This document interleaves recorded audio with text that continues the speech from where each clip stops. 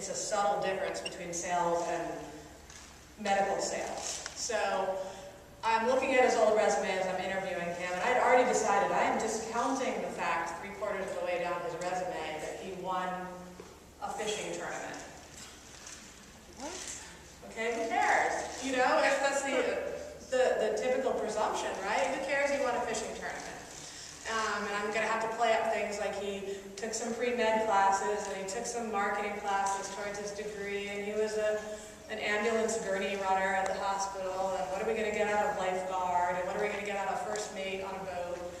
But there was lots of good juicy things to be pulled out, but I went down the rabbit hole with the fishing boat, with the fishing competition, because I thought, I just got to know. It's on here. And I said, so it was one of the last things we talked about. And I said, so you won a fishing tournament. Tell me tell me about that. And he said, oh, well, I won this big fishing tournament, and I was the youngest person to ever win it. And I'm like, really? I'm like, how old were you when you won it? He's like, I was 16. And I said, that's pretty cool. Thinking, okay, I've got nothing because I'm not sold. And I said,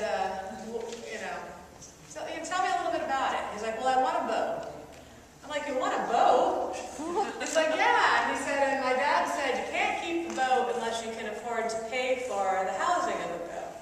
And I'm like, so what job paid for the housing of the boat?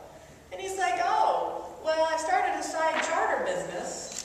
Oh my God. And on weekends, I would take people out on the charter boat.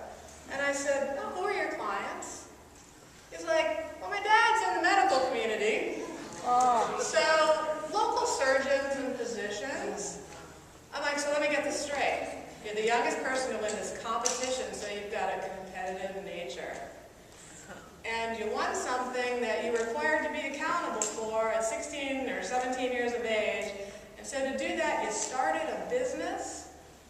And not only did you successfully run that business and keep people happy, but they were people in the medical community locally where you want to work. Okay, entrepreneurial, sales-driven, responsible, competitive, and you got medical classes, and you've worked in a hospital, and you've taken marketing classes, bam. I want to tell you that he had an interview with a dentist within 48 hours of sending out his resume. And because I didn't do it traditional at all, those were the headings under his related experience. Competitive, sales savvy, customer driven. I mean, those were the types of things I used to talk about what he did. Medically knowledgeable or skilled or something much more savvy sounding than that. Interview with a dentist in 48 hours. I didn't hear from him for like 6 months. He came back to me to update his resume. I'm like, so what happened? And he said, oh, I got a job with, and I can't tell you who it was, I don't remember, but bottom line, he didn't even get a job in pharmaceutical sales. He got a job as a cardiothoracic medical device salesman.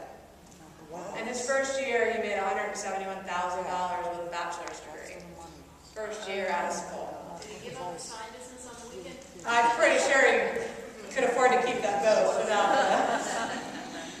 without any problem at all. So the bottom line is like people are puzzles, and it should be really fun to like explore different areas. So if you get somebody who comes in and they're like, oh my God, they've got no work experience, dig through, because they may have a crafting business that has made them lots of money, and you could play up things there.